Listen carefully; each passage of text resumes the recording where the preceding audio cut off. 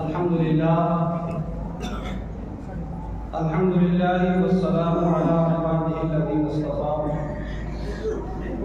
اما بعد فاعوذ باللہ السمیع العلیم من الشیطان الرجیم بسم اللہ الرحمن الرحیم حامیم والکتاب المبین انا انزلناہ فی لیلۃ مبارکۃ انا کنا منذرین فیہا یفرق کل امر حکیم امرا من عندنا انا كنا مرسلین صدق اللہ العظیم۔ حضرات گرامی،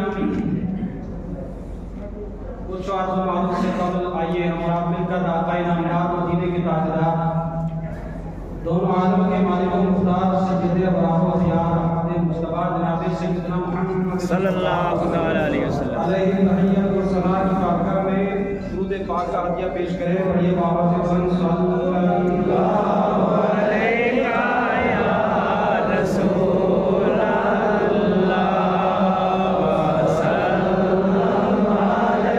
اللہ علیہ یا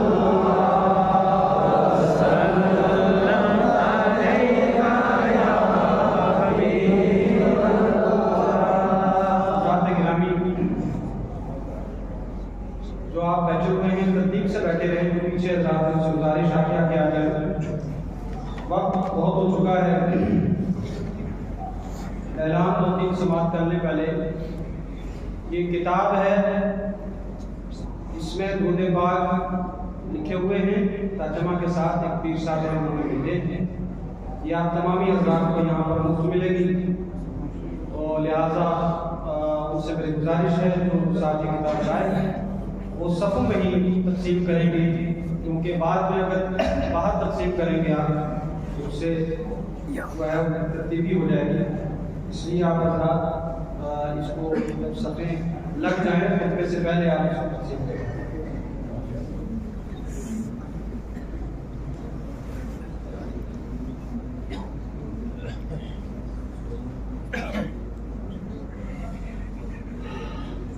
مدرسہ ضیاء الاسلام منڈپ جو حافظ ریاض صاحب کا مدرسہ ہے، اس میں الحمدللہ 16 بچوں کی استاد بندی ہوگی، ابھی حافظ صاحب نے بتایا ہے، ماشاءاللہ الحمدللہ۔ وہ آپ حضرات سے گزارش ہے کہ اتوار جو پرسوں وہاں پر ایک جلسہ ہوگا، آپ حضرات اس جلسے میں شریک ہوں، اللہ تعالیٰ آپ سب کی شرکت کو قبول فرمائے۔ اور یہ کوئی شمیم اختر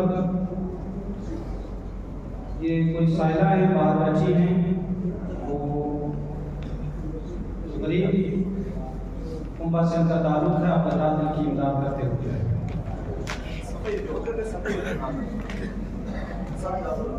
اور باہر خاتون اور بیٹھی ہوئی ہیں، ساری کہہ رہی تھی امداد کے لیے آپ حضرات جب جائیں گے تو ان کے لیے ضرور کچھ اپنا حصہ اس میں امداد کر کے جائیں۔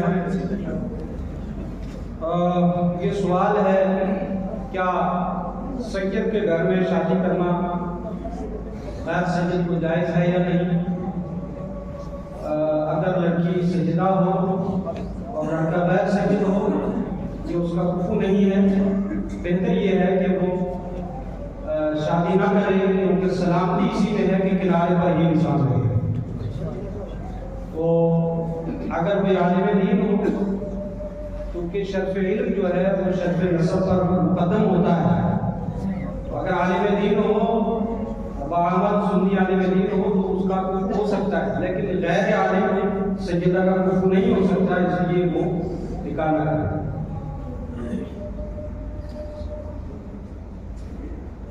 دن کے لگے ہوئے کپڑے رات وغیرہ رات کو سو جائے، کیا نماز ہو سکتی ہے یا نہیں؟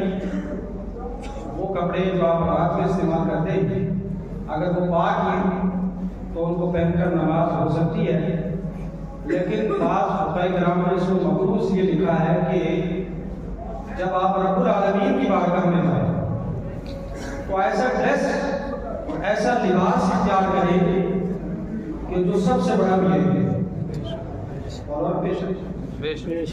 قرآن پاک میں اللہ پاک نے فرمایا یا بنی آدم خذوا زینتکم عند کل مسجد، اے بنی آدم ہر مسجد کے پاس زینت اختیار کریں، جب آپ مسجد میں جائیں تو سج دھج کر جائیں، نہا دھو کر، اچھے کپڑے پہن کر، ہے نا، سرما لگا کر، خوشبو لگا کر آپ مسجد میں جائیں تو ایسی حالت میں جائیں، نہ یہ کہ نہ رات میں دراز پہنا ہوا تھا اوپر سے وہ پہنی ہوئی تھی ٹائٹ سی، ایسے اسی حالت میں بھاگ گئے آپ مسجد میں، ٹھیک ہے؟ آپ ان سے میں پوچھوں کیا دراز پہن کر کے آپ کسی افسر کے سامنے جائیں گے بولو، دفتر میں جائیں گے، بازار میں جائیں گے؟ تو اگر آپ دفتر میں جاتے ہوئے شرماتے ہیں تو رب العالمین کی بارگاہ میں جانا ہو تو وہاں ایسے کپڑے پہن کر نہ جایا جائے، وہاں اچھے کپڑے پہن کر جایا جائے۔ اور آپ حضرات کے سامنے مسجد پاک کا چندہ ہمارے سرپنچ صاحب تشریف لا رہے ہیں، تو آپ حضرات کی ترتیب بیٹھے رہیں اور مسجد پاک کا تعاون اس طریقے سے ہم جمعہ کو کرتے ہیں، اس جمعہ کو بھی آپ کریں۔ اللہ پاک آپ کے تعاون میں اور زیادہ برکتیں عطا فرمائے، رحمتیں عطا فرمائے۔ حضرات محترم، یہ شعبان المعظم کا مبارک مہینہ ہے، اس مبارک مہینے کی بڑی ہی فضیلت ہے کیونکہ اس مہینے کو نسبت ہے سرکار دو عالم صلی اللہ علیہ وسلم سے، اور آگے آنے والا جو مہینہ ہے وہ ہے رمضان شریف کا۔ تو فرمایا گیا زمانے بھی تین قسم کے ہوتے ہیں، ایک وہ جو گزر گیا ہے، ایک وہ جو موجودہ ہے، ایک وہ جو آنے والا ہے۔ جو گزر گیا وہ آپ کے لیے نصیحت ہے، وہ آپ کے لیے نصیحت ہے، اور جو موجودہ چل رہا ہے یہ آپ کے لیے عزیمت ہے، یہ آپ کے لیے عزیمت ہے، اور جو آنے والا ہے اس کی کوئی خبر نہیں کہ کل آنے والا ہمارا وہ ہمارے سانس ہوں گے اس میں یا نہیں۔ اسی لیے یہ مبارک مہینہ آپ کو شعبان المعظم کا اللہ پاک نے عطا فرمایا ہے، اس میں کثرت سے اللہ کی عبادت کرنی چاہیے، روزے رکھنا چاہیے، صدقہ و خیرات کرنا چاہیے۔ حدیث پاک میں آتا ہے کہ اللہ کے حبیب صلی اللہ علیہ وسلم اس مبارک مہینے میں جتنا روزہ رکھتے تھے اتنا 11 مہینے کسی مہینے میں روزہ نہیں رکھتے۔ رمضان شریف کا پورا مہینہ ہے لیکن نفلی روزے جتنا آپ شعبان میں رکھتے تھے اتنا اور کسی مہینے میں نہیں رکھتے تھے، لہذا ہمیں چاہیے کہ اس مبارک مہینے میں کثرت سے روزے رکھیں۔ اور آج 12 شعبان المعظم ہے اور اتوار کو 15 شعبان المعظم ہوگی۔ یہ کیسی رات ہے؟ اللہ رب العزت نے قرآن عظیم سورہ دخان میں ارشاد فرمایا، حامیم والکتاب المبین۔ ہا اور میم، اس سے بعض مفسرین نے یہ معنی کیا ہے، ہا سے مراد ہے رحمت خدا اور میم سے مراد ہے محمد عربی صلی اللہ علیہ وسلم، یعنی رب العالمین خود رسول کائنات صلی اللہ علیہ وسلم کی قسم یاد فرما رہا ہے، فرمایا والکتاب المبین، مجھے کتاب مبین کی قسم۔ یہ قسم کس نے یاد فرمائی؟ رب العالمین نے۔ کس کی؟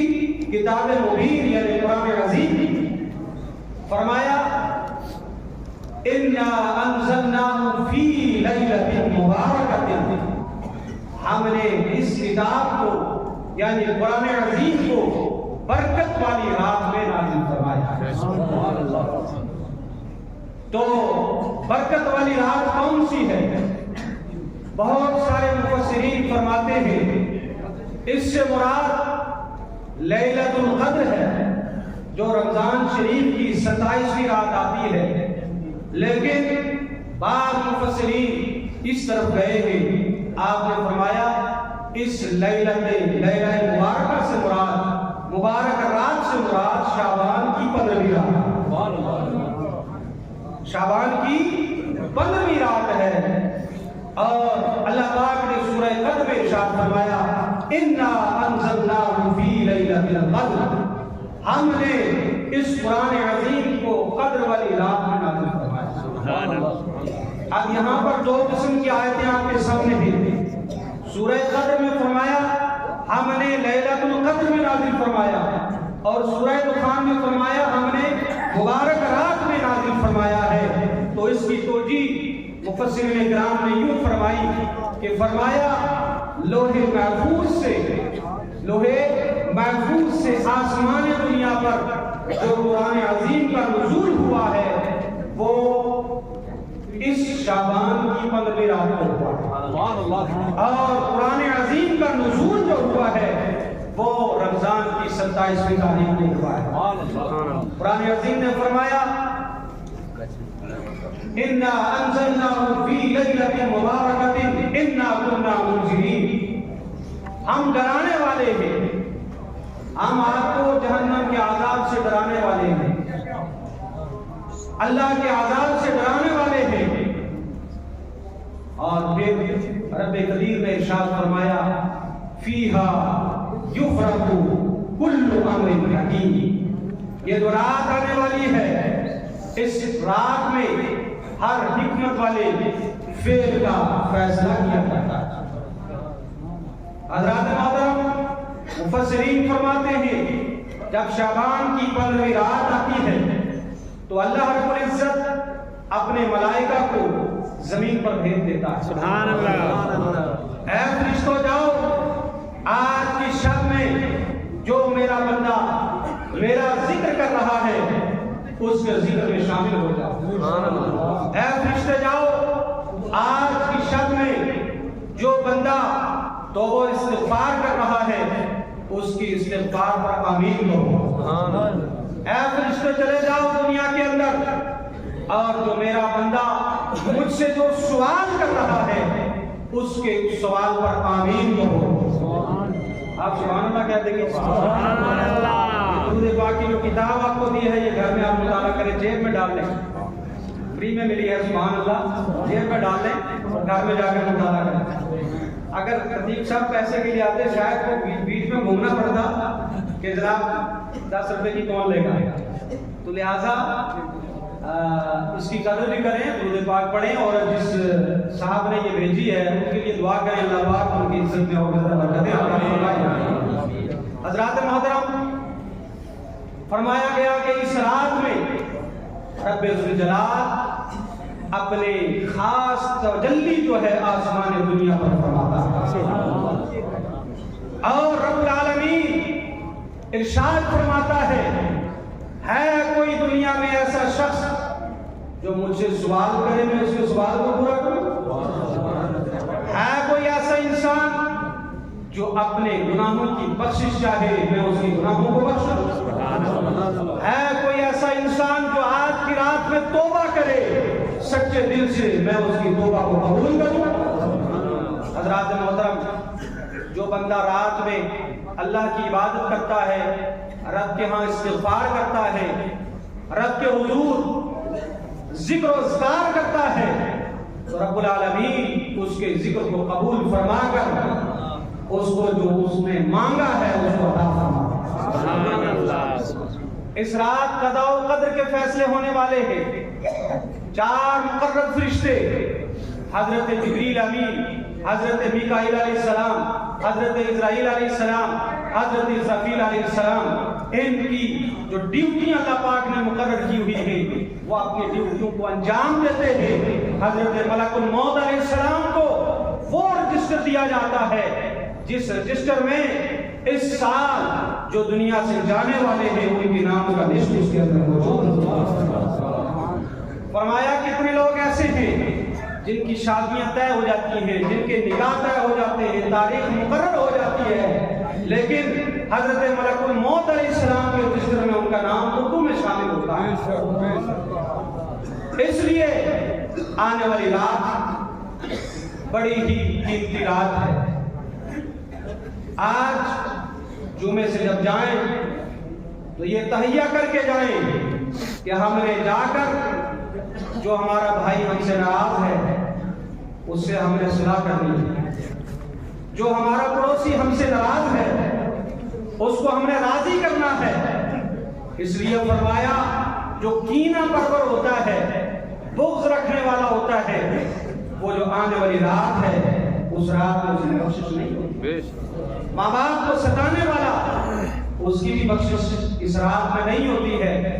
حضرات محترم، جس کے والدین بھی دنیا کے اندر ہیں وہ اپنے والدین کی خدمت کرے، اگر اس سے گستاخی ہو چکی ہے وہ اپنے والدین کو منائے، اور اگر دنیا سے گزر چکے ہیں تو ان کی قبر پر جا کر فاتحہ پڑھے، اپنی پگڑی ان کی قدموں پر رکھے اور رب کے حضور دعا کرے، اے پروردگار عالم، دنیا میں نے ان کو خوش نہیں کیا، مجھ سے ناراض تھے، آج کی رات آنے سے پہلے میرے والدین کی تو مجھ پر راضی کر دے۔ تو خدا کی قسم اگر آپ کے والدین قبر سے آپ کے لیے دعائیں کریں گے تو آپ کی مغفرت میں پکی ہے۔ اور اس شب میں آپ نے اپنے والدین کی قبروں پر جانا ہے، اپنے عزیزوں اقارب کی قبروں پر جانا ہے، اگرچہ راضی ہوں تب بھی جانا، راضی ہوں تب بھی جانا، جائیں گے انشاءاللہ۔ اور یہ جانا کوئی نجائز و نجات نہیں ہے، کیونکہ حضرت ام المومنین حضرت سیدتنا عائشہ صدیقہ رضی اللہ تعالی عنہا فرماتی ہے کہ جب شعبان کی 15ویں رات آئی تو میں نے اپنے سرکار کو بستر میں نہیں پایا، بستر پر نہیں پایا، تو میں بستر سے اٹھی اور سرکار کی تلاش میں چلی گئی کہ میرے آقا کدھر ہیں؟ وہ فرماتی ہے میں ڈھونڈتی گئی یہاں تک کہ میں نے دیکھا کہ آقا کریم صلی اللہ علیہ وسلم جنت البقیع میں تشریف فرما۔ جو آپ حاجی ہیں ان کو پتہ ہے جنت البقیع کدھر ہے، حضور کے روزے کے بالکل سامنے جنت ہے، سبحان اللہ، جنت البقیع میں ہے۔ آپ مجھے بتاؤ جنت البقیع میں کیا ہے؟ کیا ہے بولو جنت البقیع میں؟ جنت البقیع میں قبریں، کیا دو سبحان اللہ، 70,000 سے زیادہ صحابہ کرام اور آقا کریم صلی اللہ علیہ وسلم کی آل پاک وہاں پر مدفون ہے۔ آقا کریم صلی اللہ علیہ وسلم کے صحابی حضرت عثمان ذو النورین وہاں پر ہے موجود، اور سیدۃ النساء العالمین حضرت مائی فاطمہ وہاں پر موجود ہے، سبحان اللہ، اور سرکار کے لخت جگر آپ کے شہزادے وہاں پر ہیں موجود، سبحان اللہ سبحان اللہ، اور بہت سارے اجلیاء صحابہ کرام وہاں پر مدفون ہیں۔ تو آقا کریم صلی اللہ علیہ وسلم کا شعبان کی 15ویں شب کو اس مقام پر جانا، جنت البقیع میں تشریف لے جانا تعلیم امت کے لیے تھا۔ اے لوگوں، جب شعبان کی 15ویں رات آئے تو اپنے عزیزوں و اقارب کی قبروں پر جا کر فاتحہ پڑھ کر ان کے لیے سبحان اللہ۔ اس لیے ہمیں چاہیے کہ اتوار کی دن ہم اپنے عزیزہ اقارب کی قبروں پر جائیں، اگر گھر دور ہے تو دن میں چلے جائیں، اور اگر گھر کے قریب قبرستان ہے تو پھر سبحان اللہ، اور پھر رات کے عالم میں جائیں۔ تو آج کل تو گاڑیاں سب کے پاس موجود ہوتی ہیں، تو اپنی گاڑیاں لے کر اپنے والدین اپنے عزیزہ اقارب کے قبور پر جائیں، یہ سنت رسول۔ بتاؤ جی جنت البقیع میں صحابہ کرام کیا معاذ اللہ گنہگار تھے؟ نہیں، وہ جنتی تھے، بخشے بخشائے تھے، اور رحمت عالم صلی اللہ علیہ وسلم کا ان کے پاس تشریف لے جانا اس بات کی تعلیم دینا تھا کہ لوگوں جب 15ویں شعبان آئے تو اپنے عزیز و اقارب کے قبور پر جا کر وہاں پر جا کر آقا کی سنت کو بھی ادا کرو، اور اپنے والدین اپنے عزیز و اقارب کی ارواح کو اپنے پر راضی کرو۔ سبحان اللہ، سبحان اللہ، انشاءاللہ کریں گے۔ اور میرا یقین ہے کہ اگر اس رات میں جو قضاء و قدر کی رات آنے والی ہے، اگر ہمارا نام مردوں میں شامل تھا، اگر شامل بھی ہوگا، جانا تو ہے دنیا سے، لیکن اگر ہم عبادت الہی میں مصروف ہوں گے، رب کے حضور گر گرا کر توبہ استغفار کرتے ہوں گے، تو ہمارا نام نیکوں کی لسٹ میں شامل ہو جائے گا، یہ یقین ہونا چاہیے انشاءاللہ۔ اور میں نوجوانوں سے گزارش کروں گا، ابھی جو ہے لیلۃ القدر آنے والی ہے، جس کو شب قدر بھی بولتے ہیں اور شب برات بھی بولتے ہیں، لیکن پٹاخے پہلے سے شروع ہو گئے کہ نہیں؟ یہ پٹاخے یہ ایسا رسم ہے جو مسلمانوں میں نہیں ہے، یہ غیروں میں ہے، اور قرآن عظیم کہتا ہے وَلَا تُبَذِّرُوا ان المبذرین کانوا اخوان الشیاطین، تم فضول خرچی مت کرو اس لیے کہ فضول خرچی کرنے والے شیطان کے بھائی ہیں۔ والدین کو اس بات پر زور دینا ہے کہ اپنے بچوں کو پیسے نہ دیں، اور دکانداروں سے گزارش کروں گا آپ نے دکانداری کرنی ہے، لیکن یہ دکانداری مسلمانوں کے جب یہ تہوار آئیں تو کم سے کم یہ پٹاخے اپنے دکانوں میں نہ لایا کریں، اس لیے کہ یہ گناہ آپ پر بھی۔ آپ نے یہ سامان لایا کیوں؟ رزاق تو خدا تعالیٰ ہے، چاہے تم پٹاخے لاؤ چاہے نہ لاؤ، رب کو جو روزی دینی ہے تمہارے حصے میں جو مقرر ہے وہ تمہیں ضرور مل کر ملے گی۔ بولا اس پر یقین ہے کہ نہیں؟ رب کو جو روزی دینی ہے یہ روزی رب نے اپنے ذمہ کرم پر لی ہوئی ہے، تو لہٰذا اس رات کو عبادت میں گزاریں۔ جو نوجوان ہیں، جو بچے ہیں، ان سے گزارش ہے وہ بھی اس رات میں مساجد کا رخ کریں، رات کو شب بیداری کریں اور صبح کو روزہ رکھیں گے انشاءاللہ۔ رات کو نوافل ادا کریں، جن کی نمازیں قضا ہیں قضا عمری ادا کریں، اور جن کی قضا نہیں ہے تو وہ اس رات میں نوافل ادا کریں۔ کون سے؟ کہ ہر رکعت میں سورہ فاتحہ کے بعد 11 بار قل هو اللہ شریف، ٹھیک ہے؟ یہ 100 رکعت نفل پڑھنے ہیں۔ جو 100 رکعت نفل پڑھے گا فرمایا اس کی اللہ تعالیٰ 70 حاجتوں کو پورا فرمائے گا، سب سے کم تر یہ کہ اللہ پاک اس کی مغفرت فرمائے۔ سبحان اللہ۔ ہم سب کو اس نے عمل کی توفیق عطا فرمائے۔ میرے بولنے کے دوران آپ کی سماعت کے درمیان اگر کوئی غلطی ہوئی ہو رب العزت کی بارگاہ میں توبہ کرتے ہیں، استغفر اللہ تعالی رب من کل ذنب و اتوب الیہ۔ کلمہ شریف تلاوت کیا جائے، لا الہ الا اللہ۔